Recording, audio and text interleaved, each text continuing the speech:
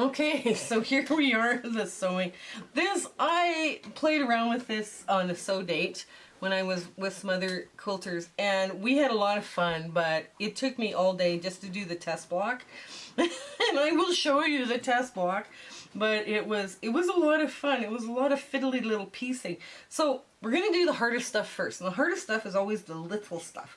So you take your 1 1/4, right, the 1 1/4 inch, and you start putting the little triangles around them. And I know it's fiddly and all this, and you're like, oh my gosh, why are we doing this? So, I've lost my foot pedal. It's going off into the great void. Now, I'm just going to run through all of them. None of this is hard.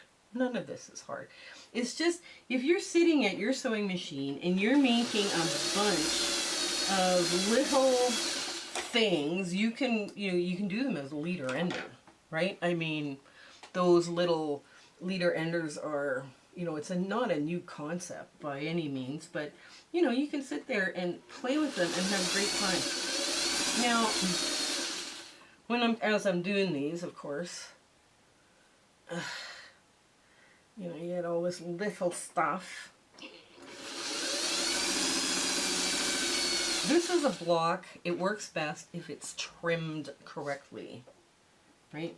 Now I am just laying them over about equal distance, right? So I want my dog ears to be equal distance. I'm just kind of eyeballing it, which you probably shouldn't do, but I do. So I'm going to get all the little fiddly bits done first. That's key. Get the fiddly bits done first. And this block then isn't so daunting, right? Yeah. So as I was doing this block, I thought, okay, well, how long does it take? It wouldn't take me that long to sew a block, but it's figuring out all of the measurements and what works best for trimming, what works best for pressing. Does this work better than this? It was like, oh my Lord. And I thought, yeah, it took me all day.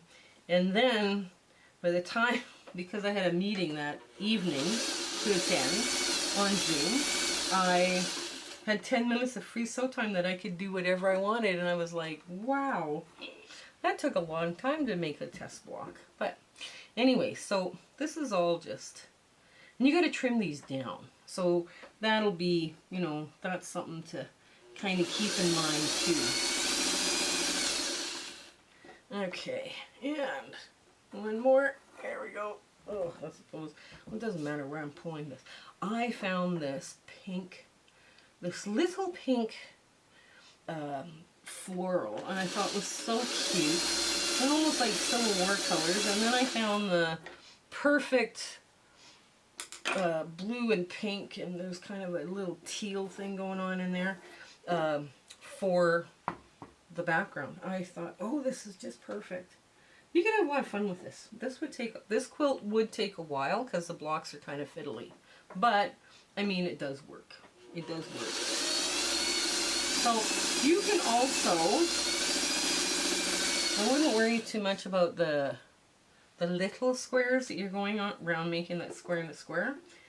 I was very tempted to make this a very scrappy project and use up all my little crumbs and all my little crumbs of low volume and all my little crumbs of color and just kind of do this with a bunch of them. Just take a bunch of these small things and just work with them that way. Now I'm just cutting off the dog ears to expedite sewing. To make it a little quicker, you just cut the dog ears off on both sides. And now this, you start lining this up kind of in the middle. I'm just eyeballing it. Okay. Because these points are going to float. That's why. Because once you trim them up, the points are floating, right? There's no, like you're not worrying about matching up points or anything else like that. So that makes it much easier to do. I'll use that there since I got it handy. Okay. Now,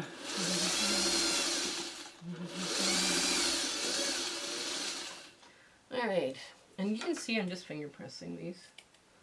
You know, I know some people would take them into the iron and press them and put them under a clapper, and you can do that as well. If I had to do that for every step, these videos would be like an hour and a half long, and that's not the way I sew, right? Because I sew, what I do is I sew like this, and then I press, then I trim, I trim, and then that kind of thing. So I would have a whole stack of these if I was making a quilt, right? Because I make lots of quilts a year. And I would have an entire stack of these, and I would just be running them through, all at once. Okay, here we go. Now I'm going to cut from this side because then I can see my corner really well. Yeah, but I thought, what a cute little rosette this is, on the white. There's little rosettes and everything, so I thought, okay, that's got to be cute. Anyways, getting to the story. I did a speaking engagement from Illinois, and I'm not sure what guild it was now. I don't have my notes with me, and they were wonderful. Oh my gosh, people are so kind and so sweet, and I couldn't believe how they were so talented. Oh my goodness, were they talented? Talented group. And I stayed for their show and tell. And did I ever see some lovely, lovely quilts? I was like, wow. And I thought that would be, this has been a wonderful adventure, where Les and I my husband and myself are doing this and just, having a good time with it and not really worrying about anything. Yeah. But yes, some very talented ladies were there. After doing this channel, I also have a different appreciation. I've been quilting for years. So when I would go to a quilt show, I would, go and I would look ooh and ah and all this stuff. Now I'm looking for, what color combinations are people gravitating to? What things are they getting into? Real tiny fiddly stuff that they love at quilt shows, or what kind of, I'm looking for trends, I guess. And it's funny, we all might make quilts, but we all make them so differently. And it's amazing to me when we see this. Right, so, okay. Now, oops, better put it on, sew it on the right way. Now, all these little ones now, because I have a square and then I cut it on the diagonal to get my piece, right? None of this is, none of these have biased edges. So that's perfect because I have issues with biased edges. Well, I'm just going to get these because these are the units that have to be, you have to make sure that they're squared up. Otherwise the block does not fit right. Okay. So, let's see where we're at. Okay. I'm going to make sure this goes through. Okay. There. And back, just fold that out of the way. Now, if that is, this has to measure 6 inches. And this is a 6-inch strip, and it has to be cut down. Right? So I have to do some trimming, right? But we knew that going in. So what I'm going to do, and this has to be trimmed as well. Ooh, but it's really close. Maybe I don't have to trim it. Oh my. Oh dear. That would be perfect. Yay! I'm going to have to trim all these little fiddly bits. That would be lovely. That would be amazing if that could happen. Because then I could sew the outer edge first. Okay, so these edge, oh my, they work. They're the perfect size without trimming. So I'm just going to scoot off the little dog ears around the edge. And we're going to run them under because I'm pretty sure they all fit. Oh my, that would be lovely. hang on. Okay, so this gets a long piece. And I don't have to worry about sewing off my you know, like losing my points, because all these points on this edge are floating, right? Like, so that makes this a little bit easier to do. Okay, and this goes onto a short edge perfectly. Does it now? Yes, it does. Oh my goodness, that's perfect. Perfect, perfect, perfect. Okay, now I'm just going to get the other piece here sewn on so I don't lose it.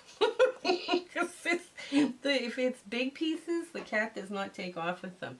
If it's little pieces, they take off. They get legs and they go, and they're gone. So yeah, this is not where we want to be. But I do have to trim the middle one. The middle one is a little bit too big, but that's okay. That's okay if we have to trim.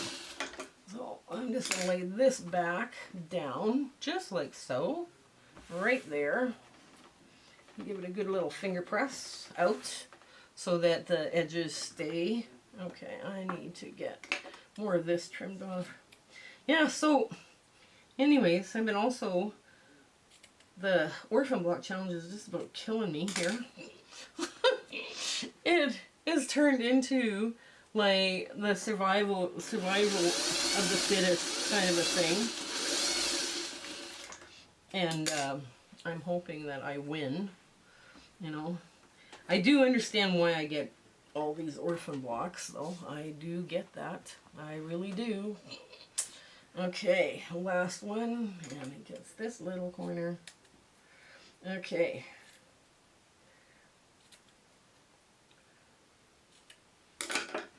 Okay, there we go.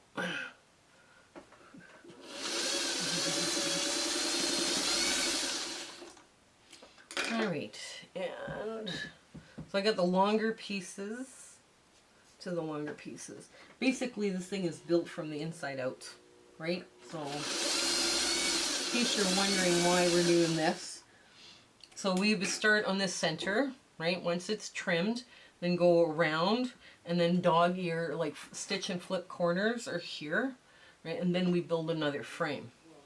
So it's kind of, you could play with this and have just such fun with your scraps. You know, like each block be, you could either build them all at once, where each block is, you know, all scrappy, or you could build one block at a time just from your scraps. So, okay, now this piece gets finger pressed. There we go. And we're just going to run that through. Now, I'm going to cut here and come back with this center block trimmed to the right size. And then we'll just keep showing you what we're doing here.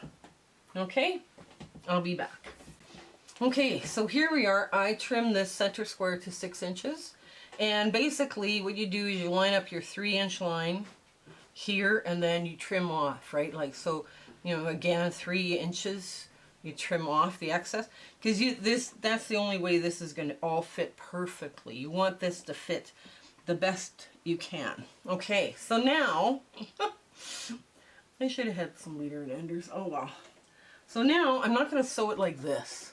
Because I'm going to miss my point. And my point, let's see if I can find a pencil. Yes, I can. Does it have any lead? Yes, it does. So I want to make sure that I get my point, and my point is right there. Okay, the X marks the spot. So you don't want to be missing that. So you want to just make sure you get you sew your 6s on first. Now, and you can steer so you get that perfect, you know, that perfect point. Okay. And you don't have to steer much. Now you want to finger press this out. We did do some pressing while we were cutting. It was when we were cut. So now I'm going to put the other 6 on the other side and flip it over. So I'm sewing from the right side again, so you can see my point.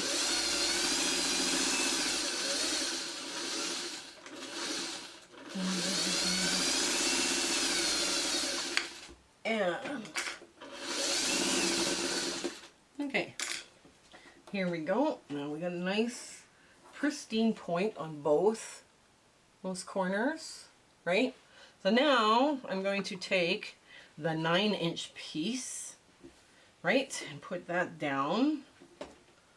All the measurements are in the show notes below, so if you're looking for this pattern, all the cutting instructions are there. And I just thought, oh, I've been drawing this for a while. And not really coming together and pulling. Okay, so when I'm sewing on the sewing, it took me all day to make the mock up with all the problems. And it was kind of like I could draw what I wanted to make, but I couldn't figure out all of a sudden the measurements on this. So here we go. A nice clean crisp point there because I could see it. Let's get the last 9-inch bit. Okay, there we go. There we line it all up. Nice. Everything fits really lovely. Here we go. And okay, let's make sure. Yeah.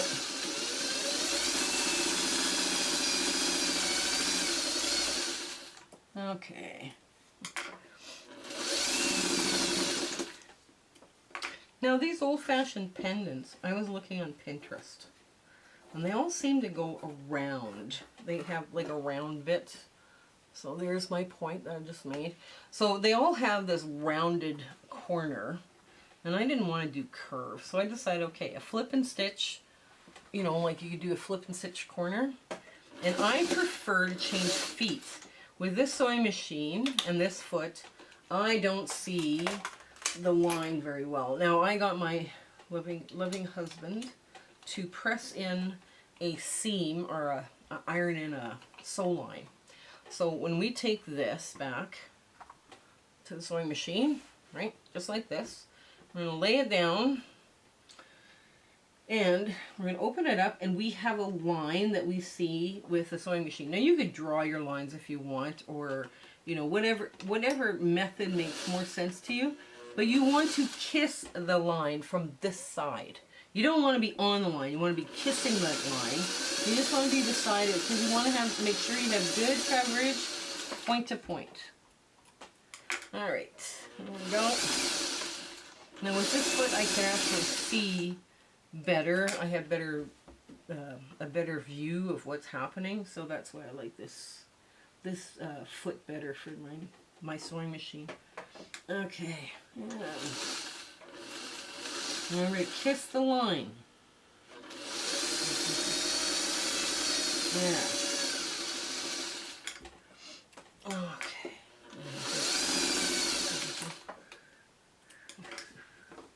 And you just go all the way around all 4 corners. Yeah.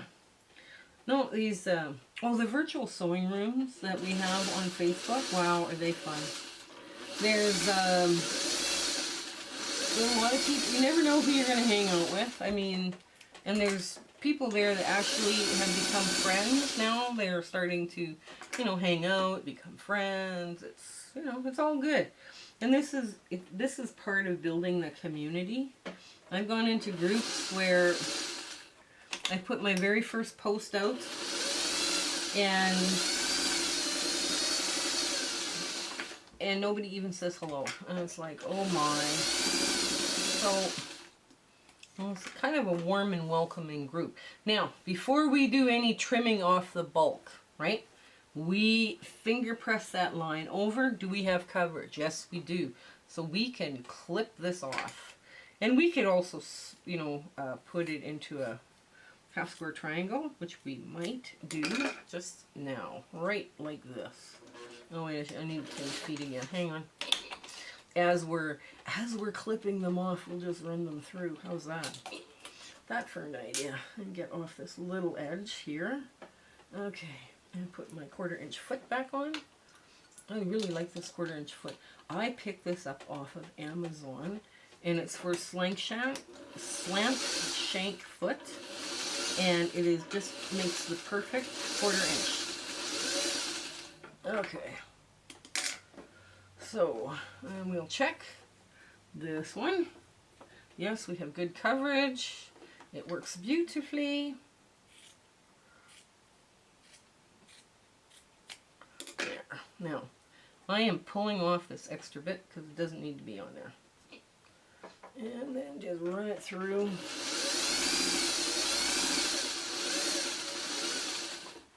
Okay.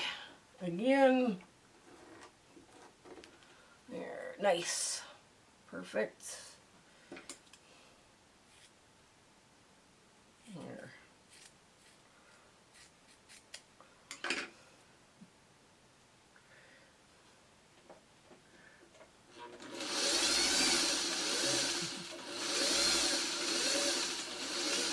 And last but not least, there we go. Ooh, there. Yep, that's good. That's good. That's good. All good. So I get 4 little bonus triangles out of it.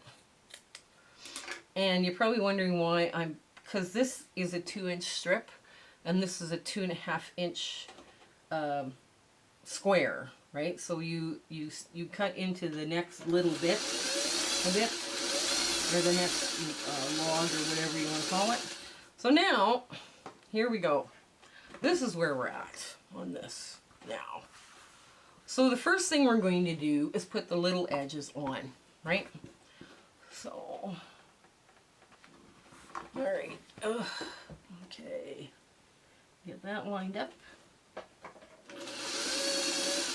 This edge, this point here floats, so it doesn't matter which side it's up or down, it doesn't matter.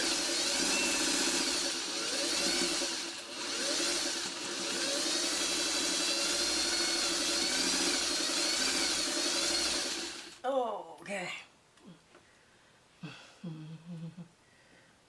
And now, okay, do we make a bonus block? Yes, we can.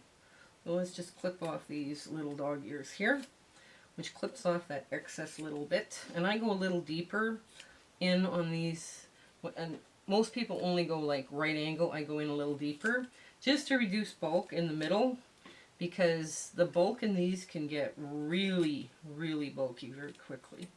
So there we are, get rid of that. Okay, line them up, press to the dark.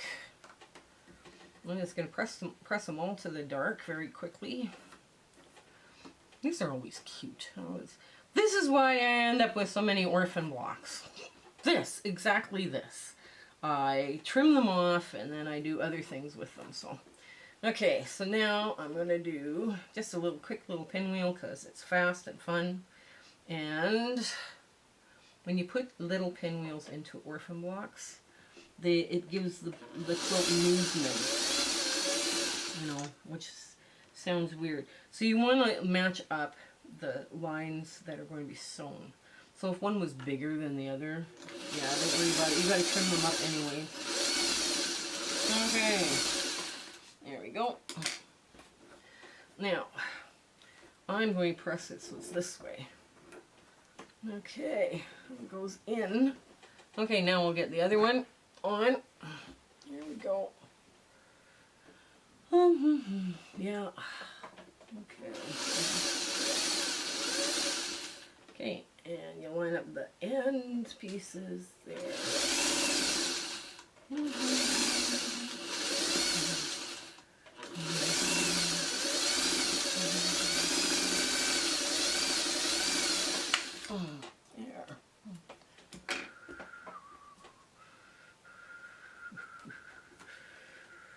And I move it that way, that way, there we go. So now you just match up your centers. Yes, it's got to be trimmed, so don't worry about it. You run it through. It's always nice to get a bonus block. A little one, just a little one, that's cute too. In pink. Such a pretty little pink. Okay, now I'm flipping this so this turns this way. So the seam is running this way because there's a lot of bulk here. There, all of a sudden on this, especially here, you got 3 right in the middle. Okay, so now we're gonna go back and we'll get the top and we'll get the bottom. Okay. yeah, so this block actually does come together pretty quick, fairly quickly for a complex block.